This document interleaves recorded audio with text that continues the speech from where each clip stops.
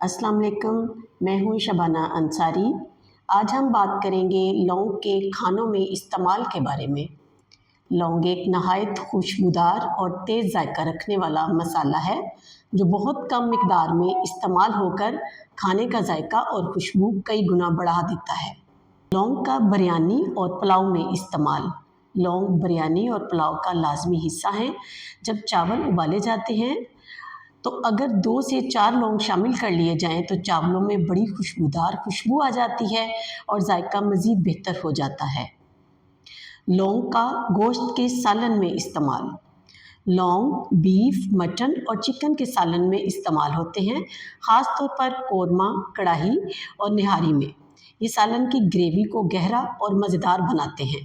लौंग का कबाब और बारबेक्यू में इस्तेमाल।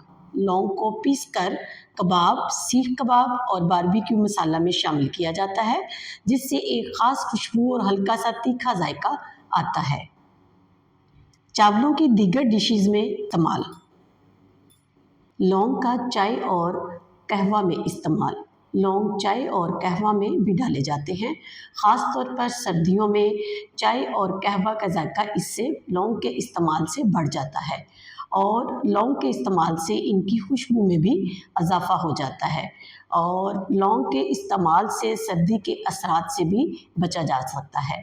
याद रखें, लौंग हमेशा कम मिकदार में इस्तेमाल करें क्योंकि इसका जायका बहुत तेज़ होता है और ज़्यादा इस्तेमाल खाने का जायका ख़राब कर सकता है।